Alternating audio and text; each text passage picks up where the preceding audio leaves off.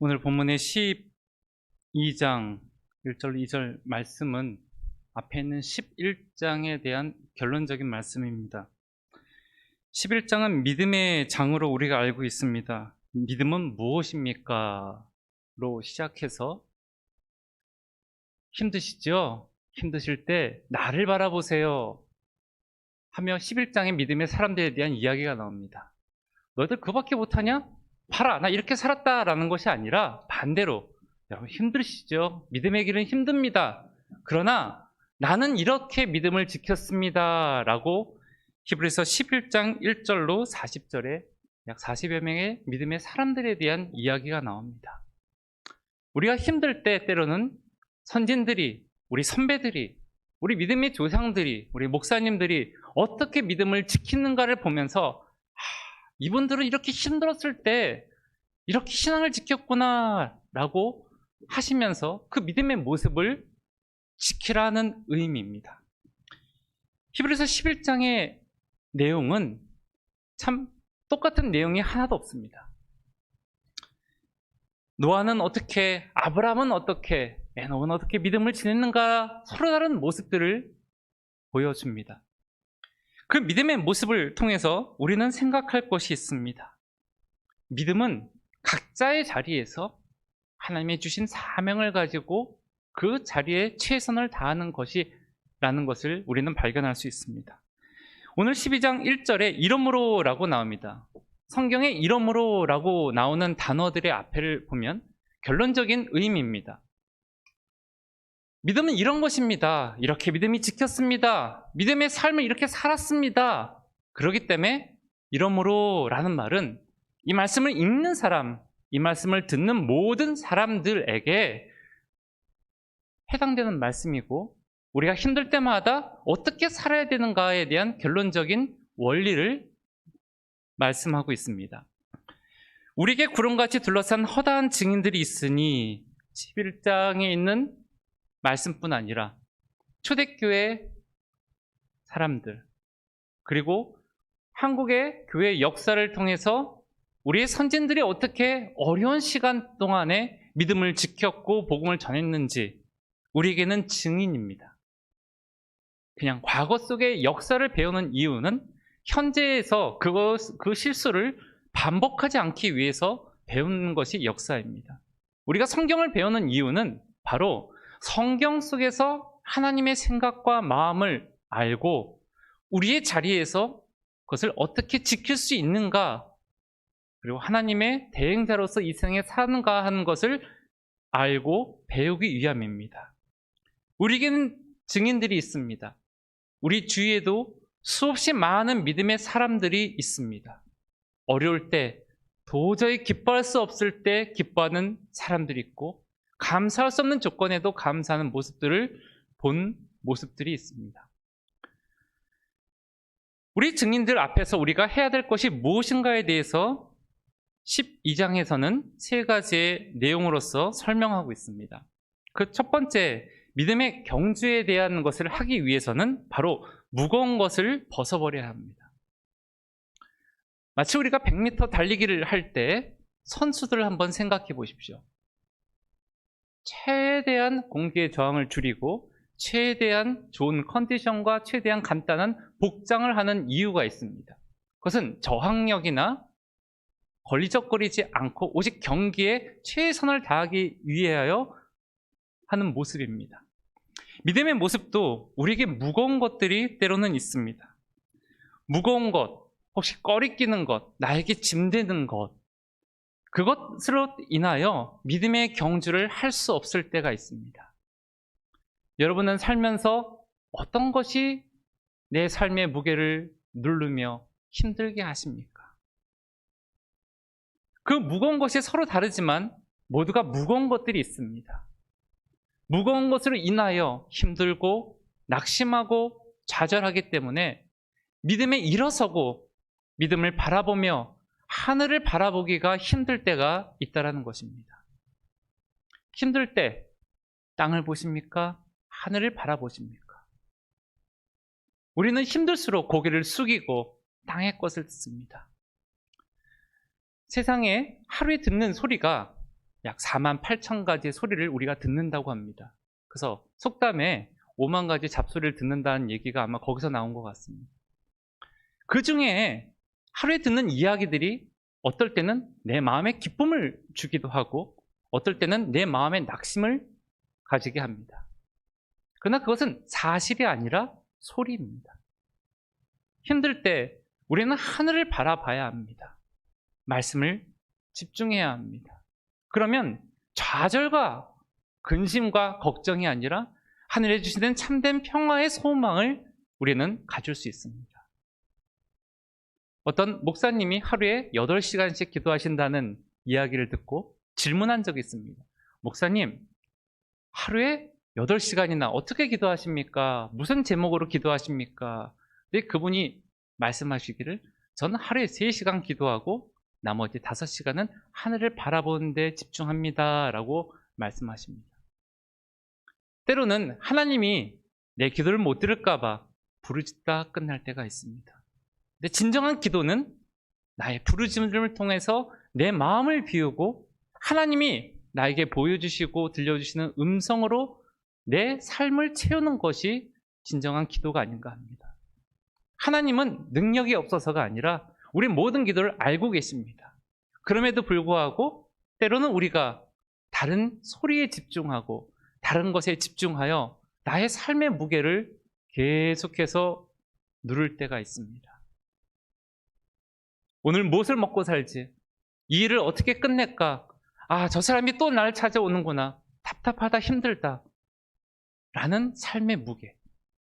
그러나 하나님은 세상을 만드시고 우리로 하여금 보시기에 심히 좋았더라 라는 말씀을 남기셨습니다.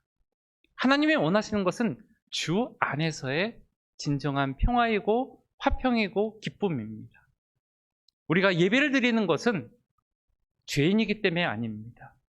그 죄인이 주님 앞에 나와 은혜의 보좌 앞에 주님의 은혜를 사모하여 은혜를 채우고 가기 때문에 주님 앞에 나오고 또 나올 수 있는 것입니다. 만약에 회개만 하고 끝난다면 구약의 제사는 아직까지도 계속되어야 합니다.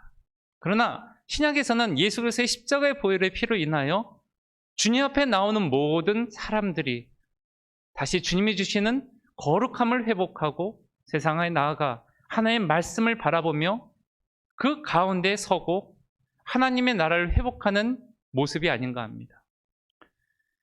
믿음의 싸움을 할 때 내 어깨에 있는 내 삶을 누르는 모든 무거운 것을 벗어버리십시오.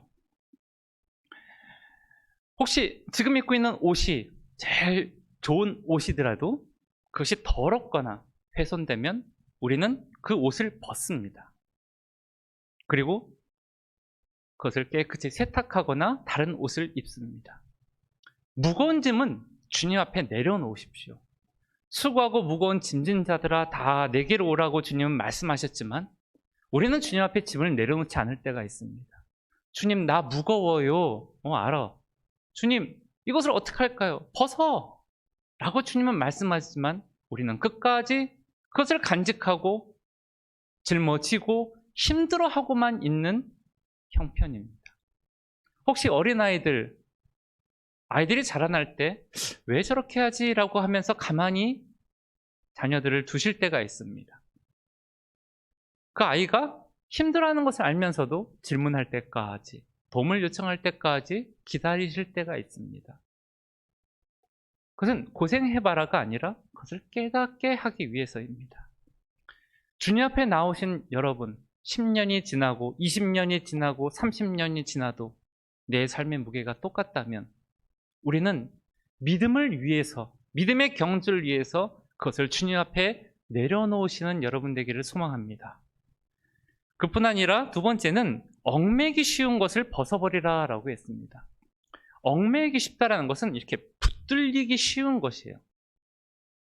어떤 것에 붙들리기 쉽습니까?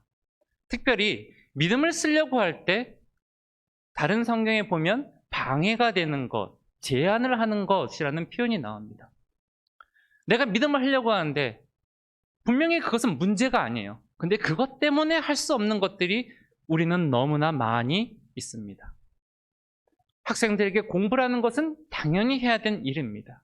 그러나 공부 때문에 믿음 생활을 못한다면 무엇이 더 중요한지를 생각해야 합니다.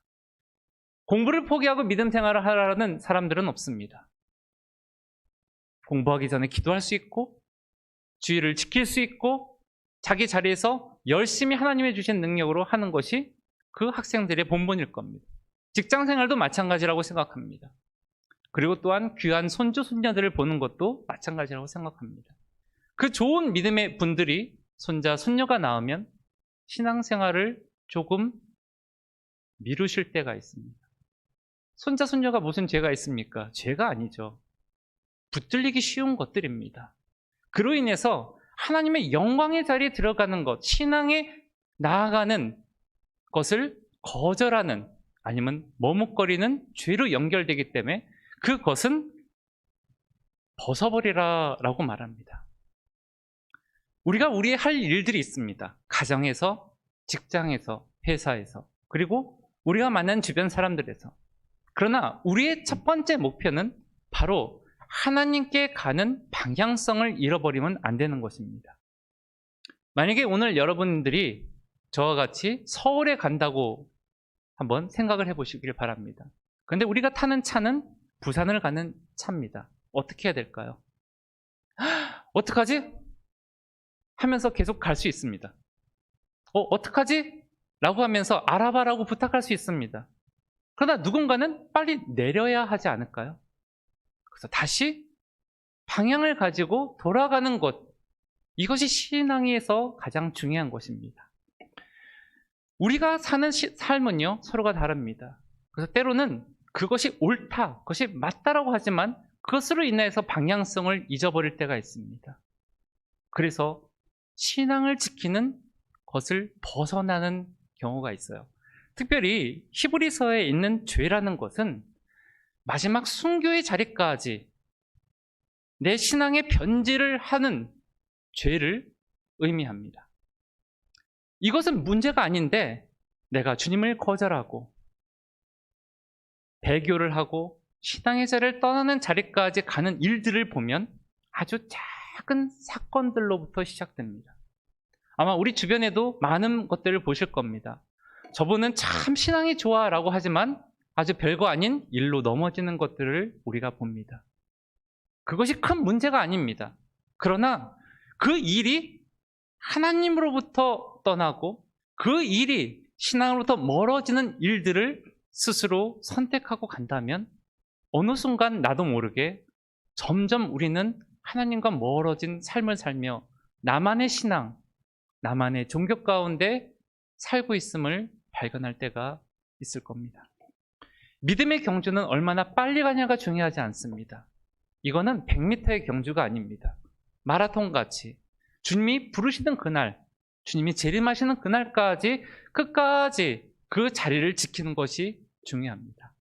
한국에서는 1등, 2위에는 관심이 없습니다. 믿음의 경주는 1등, 2등이 중요하지 않습니다. 내 자리에서 성실히 그 자리를 지키고 꾸준히 한 발자국씩 하나님을 향하여 나아가는 방향성이 중요합니다. 힘들면 쉬어가도 됩니다. 여호와는 나의 목자시니 내게 부족함이 없음이로다. 그가 나를 푸른 초장에 이고 쉴만한 물가로 인도하시는 그 주님을 우리 삶에 경험해야 될 때도 있습니다. 때로는 사망의 음침한 골짜기에 갈지라도 해를 두려워하지 않는 나를 보호하시는 하나님을 경험할 때도 있습니다. 그 신실하신 하나님이 우리를 부르시고 우리를 동행하시기 때문에 나는 어제나 오늘이나 주님만을 바라보고 갈 수 있는 힘이 우리 가운데 주신 구원의 능력입니다. 여기 보면 인내로서 우리 앞에 당한 경주를 한다라고 했습니다. 신앙의 경주는 어떻게 보면 오늘 내 앞에 있는 것을 먼저 하는 것부터 해야 됩니다. 내가 은퇴하고 무엇을 하겠다. 내가 1년 뒤에 뭘 하겠다. 내가 대학 들어간 다음에 뭘 하겠다라는 계획도 나쁜 것은 아니지만 신앙이라는 것은 하나님이 지금 나에게 들려주시고 지금 나에게 요구하시고 지금 나에게 보여주신 그것을 성실히 한 발짝 한 발짝 해 나가는 것입니다. 우리가 마치 배고플 때 3일치 음식을 한꺼번에 먹으면 배탈이 납니다. 중요한 것은 조금이라도 그것을 꾸준히 섭취하는 것이 중요하듯이 신앙의 건강도 하나님이 나에게 들려주시고 보여준 우리 앞의 일을 각자의 믿음과 달란트대로 걸어가는 것이 중요합니다. 누군가 무거운 것을 듭니다. 그럼 무엇을 해야 될까요? 누군가는 부를 사람을 불러야 되고 누군가는 그 부른 동안 그것을 같이 들어줄 사람들이 필요하겠죠. 하나님이 사람이 없어서 우리에게 그 일을 하라고 시키는 것은 아닙니다. 그러나 하나님의 사람이 움직이지 않는다면 하나님의 일은 멈출 수밖에 없습니다. 하나님이 우리에게 원하시는 것은 히브리서 11장에 했던 많은 믿은 사람들 봐라. 대단한 사람들이다. 저렇게 믿음 삶을 살아야지 왜 이 자리에서 두려워하고 떠느냐가 아니라 어려운 상황일지라도 그들을 바라보며 너희 신앙을 멈추지 말고 우리 앞에 있는 경주를 성실하게 나아가며 끝까지 하나님 앞에 서라는 말씀인 것을 우리는 기억해야 합니다. 하나님을 잘못 알면 심판의 하나님만 생각합니다. 그래서 맨날 야단 맞습니다. 맨날 회개만 하고요. 맨날 찔림만 받습니다. 그러자 어느 순간 사랑의 하나님을 깨달으면 그 하나님이 얼마나 나를 사랑하셨는가를 생각합니다. 우리는 멀리 있는 것이 아니라 내 앞에 나에게 들려주시는 나의 경주를 걸어가야 합니다. 기도해야 된다면 기도하십시오. 힘들다면 하나님의 신실함을 구하시며 하나님 도와주세요라고 구하십시오. 믿음의 경주는 어떤 큰 역사만을 나타날 때 하나님이 칭찬하는 것이 아니라 하나님이 각자에게 주신 그 방향성을 잃지 않고 하나님과 더 동행하기 위해서 접붙임을 받고 노력하고 임재를 경험하고 순종하는 가운데 있습니다. 2절에 보면 그 경주의 목표가 나옵니다. 그것은 바로 믿음의 주요 온전케 하시는 예수를 바라보자입니다. 우리가 주님을 바라보지 않고는 이 세상을 살기가 힘들 때가 있습니다. 오래 살지 않았지만 얼마나 많은 사람으로부터 이용을 당하고 속임을 당하고 배신을 당했는지, 당할 때마다 그런 환경이 있을 때마다 정말로 사람은 믿을 게 못하고 정말로 사랑할 존재밖에 아니구나라는 생각을 합니다. 그러나 주님은 우리를 사랑하십니다. 사랑하셨고 사랑하고 계시고 앞으로도 변함없이 사랑하십니다. 우리가 신앙생활할 때 사람을 보면 넘어질 수밖에 없습니다. 왜냐하면 그곳에는 참된 온전한 위로와 평화가 없기 때문이에요. 전쟁의 평화 세상이 주는 거 아닙니다. 하나님 안에 거할 때 하나님이 주시는 평화가 참된 평화인 것을 우리가 압니다.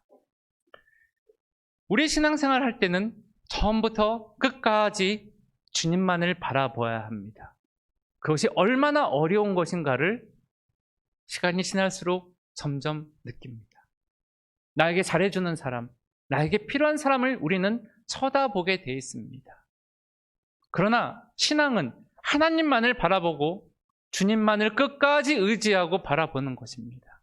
혹 나에게 아무런 도움이 없을지라도 이 고통이 끝나지 않을지라도 우리가 믿고 신뢰해야 될 분은 오직 주님인 것을 우리가 기억해야 합니다. 그렇기 때문에 믿음의 주에 온전케 하시는 예수를 우리로 하여금 바라보라라고 말씀하고 있습니다. 주님을 바라보면 주님의 의가, 주님의 사랑이 우리 가운데 거하여 조금씩 주님을 닮아갑니다. 세상에도 금술이 좋은 부부들을 보면 말투, 생각, 표현, 심지어는 외모까지 닮아가는 것을 볼 때가 있습니다. 왜일까요?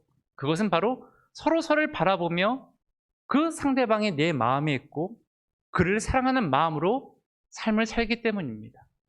우리 신앙에서 바라봐야 될 것이 무엇일까요? 그것은 십자가의 은혜와 그 십자가에서 보혈을 흘리신 그리스도 아닐까 합니다. 교회에서 회의를 하고 아무리 선한 일을 결정할지라도 의견 충돌이 나옵니다. 선한 목적으로 봉사할지라도 불편함이 우리 가운데 찾아오는 느낌으로 늘 찾아올 때가 있습니다. 그렇기 때문에 신앙생활하는 순간부터 주님을 영접하고 주님께 가는 그날까지 우리의 기준은 오직 주님만을 바라보고 주님이 원하시는 생각과 마음을 품고 따라가다 보면 어느새 하나님의 말씀하시는 그 모습이 성령을 통해서 우리가 조금씩 닮아져 가는 것을 볼 수 있을 겁니다. 그 앞에 있는 기쁨들을 위하여 십자가를 참으사 부끄러움을 개의치 아니하셨다라고 말합니다. 그 앞에 있는 기쁨은 예수 그리스도가 십자가에서 달려 돌아가심을 통하여 모든 죄인들이 용서함을 받는 것입니다. 그 기쁨은 궁극적으로는 예수 그리스도가 부활을 하셔서 다시 재림하시고 우리 가운데 오신 때 온전한 그 기쁨을 나타내실 수 있을 겁니다. 십자가를 참으사 부끄러움을 개의치 아니하였다. 이 부끄러움이 뭘까? 세상적으로 두 가지의 표현이 나옵니다. 한 가지는 수치입니다. 수치. 세상에서 가장 잔인하고 가장 수치스러운 죽음이 바로 로마 시대에 있었던 십자가의 처형 방법입니다.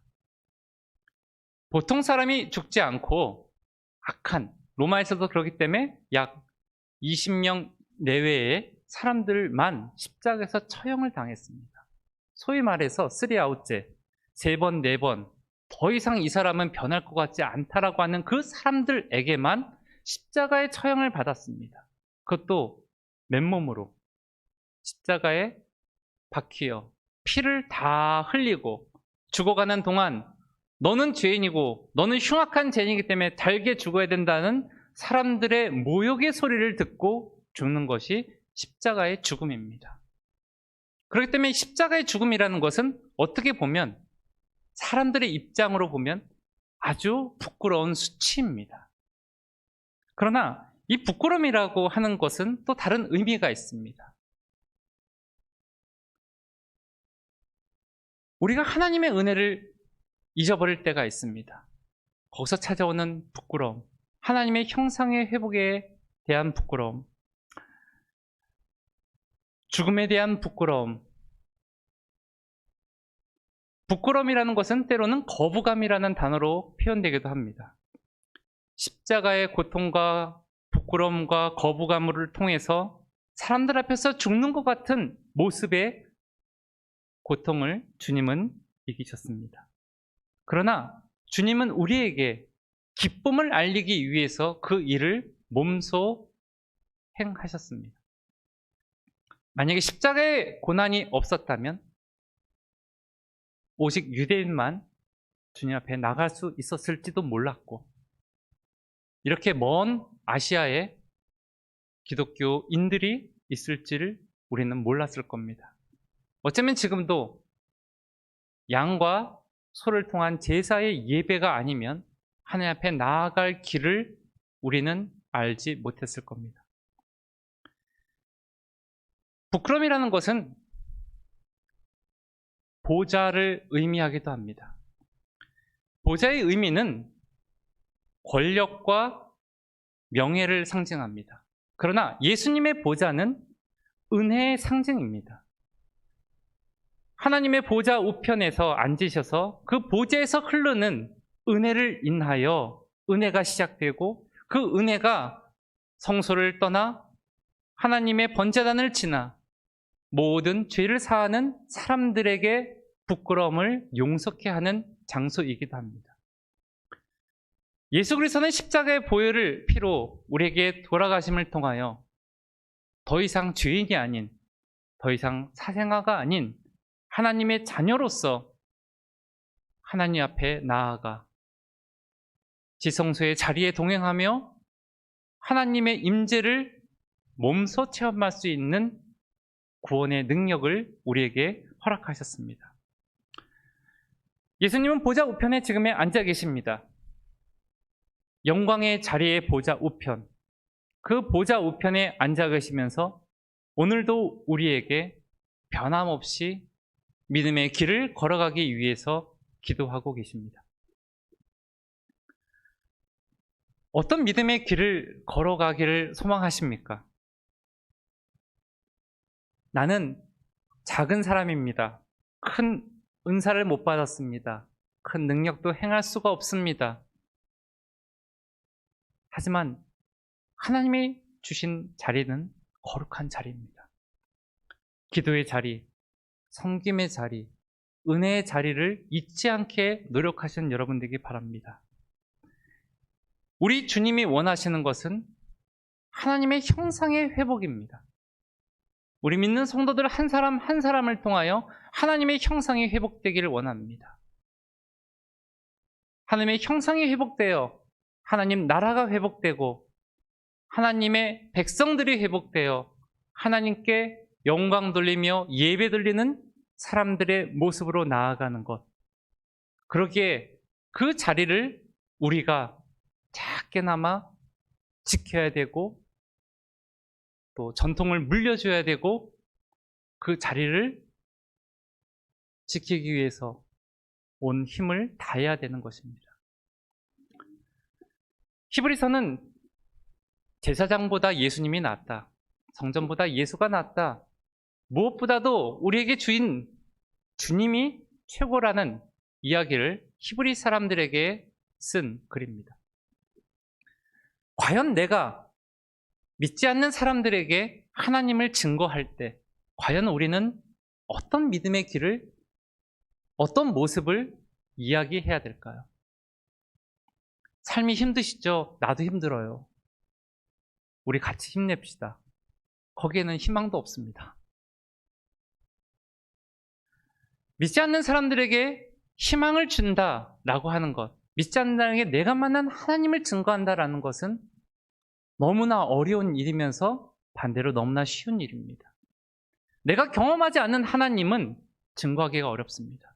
그러나 내가 경험한 하나님은, 나와 동행하신 하나님은 그냥 나의 이야기로 증거해도 사람들은 그것을 듣습니다. 이런 고난이 있었는데, 이런 아픔이 있었는데, 성경에 이런 사람들도, 이렇게 믿음 좋은 사람들도 이렇게 어려움과 아픔이 있었습니다. 그러나 나 같은 사람은 그 자리에서 나도 그 말씀을 힘입어 이렇게 이겼습니다. 라고 하는 고백들이 우리 많은 신앙인들 가운데 나와야 한다고 생각합니다. 제가 아는 미국의 장로님이 계십니다. 미국에 사는 한인들 중에 50등 안에 드는 유명한 성공한 기업가이셨습니다.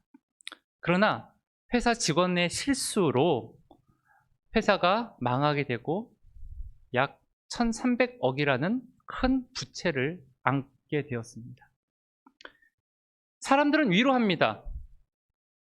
어떻게 해요? 어떻게 해요? 왜 하나님이 장로님을 힘들게 이기실 겁니다. 근데 이 장로님은 그때부터 신앙이 회복되셨고 하나님과 동행하는 것을 고백했다는 얘기를 하십니다. 망하고 보니까 나에게 남는 것은 하나님 빼고 없더라. 그 친한 사람들, 그 많은 도움을 준 사람들, 내가 형제같이 생각하고 자녀같이 생각했던 수많은 사람들이 다 떠나고 나 혼자 남더라. 그러면서 그때부터 하루에 2시간씩 자면서 일을 하셨다고 합니다. 그러면서 그분에게 소망은 하나님이 은혜 주셔서 이 빚을 다 갚으면서 이 빚을 갚는 모습을 통해서 살아계신 하나님을 나타내고 증거하게 해달라고 기도하시고, 이분이 그때부터 사업할 때는 힘들어하고 어려워하셨는데 그 어려운 환경에 들어가자 그분이 날마다 먼저 찾아가시면서 웃음을 잃지 않으시고 힘들어하는 사람에게 힘내, 함께 하자, 기도하자 라는 말로 많은 힘든 청년들이 위로를 받고 세워져 갔다라는 이야기가 들었습니다. 지금 시간이 많이 지났습니다. 1,300억 감도 못 잡을 만큼 큰 돈이지만 기적처럼 5년 만에 그 빚을 다 갚으셨습니다. 그리고 자기 수입의 절반을 어려운 교회들을 위해서, 선교지를 위해서 다니시고 또 섬기시는 모습을 보면서 많은 사람들이 저분이 만난 하나님을 나도 간직하고 싶다라는 고백을 하게 됩니다. 우리의 신앙, 내가 어려움에 취해보고 부유함도 누려보고 그러나 나에게 있는 모든 것이 정말 하나님이라면 우리는 그 하나님 한 분만을 위해서 바라보며 소망하며 나아갈 수 있을 거라고 생각합니다. 성경 앞에 있는 구절 잠깐 좀 보면요. 34절 말씀, 33절, 34절 말씀 잠깐 누가 읽어주시겠습니다. 없나요? 같이 그럼 읽겠죠? 33절, 34절, 11장. 그들은 믿음으로 나라들을 이기기도 하며 의를 행하기도 하며 약속을 받기도 하며 사자들의 입을 막기도 하며 불의의 세력을 멸하기도 하며 칼날을 피하기도 하며 연약한 가운데 강하게 되기도 하며 전쟁에 용감하게 되어 이방 사람들의 진을 물리치기도 하며. 우리 선교사들 사역자 중에 전방에 나가서 지금 전쟁하고 있는 사역자들의 글을 옵니다. 선교사님, 목사님, 교회에서 나를 위해서 기도해 주신 것을 발견합니다. 총알이 스쳐 지나가도 해를 당하지 않고 앞에 포탄이 떨어져도 두려워하지 않고 주님의 이름으로 나아갈 수 있는 힘을 주십니다. 계속해서 멈추지 말고 저를 위해서 기도해 주시고 모든 사람들 위해서 함께 그 기도의 힘을 모아주세요. 아멘으로 우리는 화답할 수밖에 없습니다. 우리의 기도 연약합니다. 그러나 누군가에게는 절대적일 수밖에 없습니다. 우리가 다 알지 못합니다. 각자 처한 환경들, 상황들 우리는 알 수가 없습니다. 그러나 누군가 문득 생각나서 하는 기도를 통하여 보호를 받고 위로를 받고 힘을 얻는다면 우리의 기도는 멈춰서는 안 됩니다. 하나님이 기뻐하시는 것이 과연 무엇일까?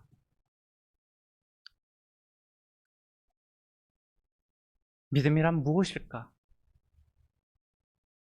인생에 있어서 우리가 이 믿음과 하나님이 기뻐하시는 것에 대한 방향성을 정하고 그것을 찾으셔서 각자의 자리에서 충성을 다하는 여러분 되기를 소망합니다. 제가 교통사고를 3번 당했고요. 유치장에 4번을 갔습니다. 지나가는 백인들에 의해서 구타도 당해보고 전쟁이라는 것을 2014년서부터 또 지금까지도 경험을 하고 전쟁에 있는 난민들을 구제하는 사역을 14년도서부터 16년까지도 해보고 직접 그 현장에 가서 하는 일도 해본 적이 있습니다. 근데 제가 말씀드리는 것은요, 죽을 것 같은 두려움이 아니라 주님이 주시는 담대함과 그것을 누리고 그것을 받고 그것을 기뻐하는 사람들을 주신 그 마음으로 감사와 기쁜 마음으로 그 일을 할 수 있었다는 것을 얘기하고 싶습니다. 내가 돕는 거, 내가 기도하는 거, 내가 하는 거 작은 거였을 겁니다. 그러나 절망 가운데 있는 사람들이 그것을 통해서 회복이 된다라는 그 모습을 한번 생각해 보십시오. 그러면 절대로 그 귀한 섬김의 자리는 멈추지 않을 겁니다. 저는 또 저희 자리로 곧 있으면 곧 돌아갈 겁니다. 임시적으로 7월 말까지는 우크라이나 입국이 금지가 되어 있기 때문에 현재 나와 있는 우크라이나 사람들, 한국 유학생들, 또 선교사들을 한국에 있는 분들을 찾아 돕는 일도 할 거고 국경에 있는 우리 성도들과 사역자들, 또 국내에 있는 사람들에게 물품을 보호하는 일들도 계속 할 겁니다. 지금은 먹는 것, 약, 이 두 가지가 절대적입니다. 하루에 한 끼 먹는 사람들이 많이 없다고 하는 이야기를 듣습니다. 2014년도에도 설마 라는 이야기로 직접 찾아가 봤습니다. 600명의 사람이 5kg 밀가루 수제비로 유일하게 한 끼 먹습니다. 그걸 보고 참 나는 행복한 사람이구나 라는 생각과 부끄러움이 몰려왔습니다. 물론 어느 누구도 왜 안 하냐, 왜 안 돕냐라는 이야기를 한 사람은 없습니다. 그러나 하나님이 저에게 주신 제2의 나라, 그 나라 사람들과 그 고통을 함께 하기 위해서, 그래서 그들을 통해서 하나님 나라가 회복되기를 함께 해주셨으면 하고, 또 저희 사역들 위해서도 기도해 주셨으면 합니다. 잠시 후에 온라인으로 또 우리 성도들과 예배를 또 드립니다.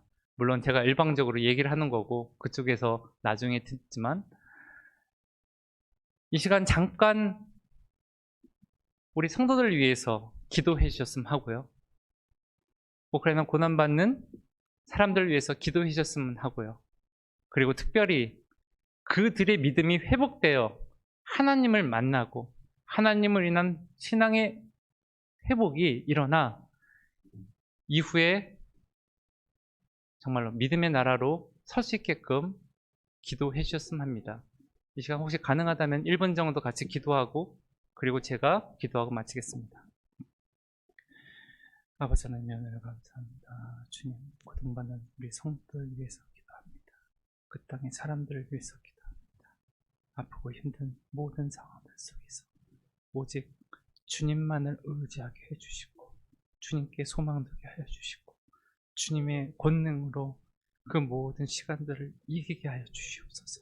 그래야 지나간 이후에 오직 은혜만을 고백하는 성도들 되게 하여 주시옵소서. 함께 기도로 통역하는 많은 사람들, 이 마음들을 주님 기억하여 주시고, 전쟁이 빨리 멈추며 하나님의 나라의 의가 나타나게 하여 주시옵소서. 주님, 고통받는 사람들을 불쌍히 하여 주시옵소서. 전쟁에 나가 총을 들고 있는 그 군인들을 지켜주시고 생명에 상함이 없게 주님 보호하여 주시옵소서. 이 땅에서 모든 것을 하는 것을 또한 은혜로 감사하게 주시옵소서. 주님, 주면을 기도하옵소서. 거룩하신 아버지 하나님, 주님의 크신 사랑과 은혜를 감사합니다. 하나님의 사랑으로 말미암아 지금까지 우리가 살았음을 고백합니다. 저희를 사랑하시고 저희를 향하여 주님의 선하심을 대행하기를 원하시는 하나님의 뜻을 기억하게 하여 주시옵소서. 저희가 주님 부르시는 그날까지, 또 주님이 재림하시는 그날까지 우리 앞에 있는 믿음의 경주를 성실하게 행하게 하여 주시옵소서. 때로는 무겁고 얽매이기 쉬운 것들이 있을지라도 그것을 벗어 주님 앞에 가지 못하는 일이 생기지 않게 하여 주시고, 우리의 신앙이 변질되지 않게 하여 주시며, 하나님이 나에게 주신 그 첫사랑을 회복하고 주님만을 위하여 나아가는 저희들 되게 하여 주시옵소서. 아버지, 특별히 이 시간 고난받고 있는 우크라이나에 있는 국민들을 위해서 기도합니다. 어떤 아픔이 있는지, 어떤 고통이 있는지, 어떤 두려움이 있는지조차 짐작할 수가 없습니다. 하지만 그 마음을 주님 위로하여 주시고, 어려운 환경 속에서 주님을 만나게 하여 주시옵소서. 두려워하지 않게 하여 주시고, 하나님을 바라보며 그 가운데 하나님만이 주실 수 있는 참된 평화와 위로를 경험하게 하여 주시옵소서. 특별히 우리 1.5%의 기독교 신자들 최전방에 나아가 하나님의 이름으로 나라를 지키고 기도하며 그곳을 버티고 있는 사람들이 있습니다. 그들의 생명을 지켜주시옵소서. 전쟁터가 아니라 기도의 운동이 그곳에부터 일어나게 해주시고, 그 일을 통하여 많은 이들이 하나님을 고백하며 담대한 마음으로서 나라를 지키고 하나님께 돌아올 수 있는 믿음의 회복이 일어나게 하여 주시옵소서. 주님, 주님의 뜻이 어디 있는지 모르지만 혹시 가하다면 빨리 이 전쟁이 멈추게 하여 주시고, 고통받는 모든 사람들이 고통이 멈출 수 있도록 인도하여 주시옵소서. 모든 것을 감사하며 우리 구주 예수 그리스도의 이름으로 기도합니다.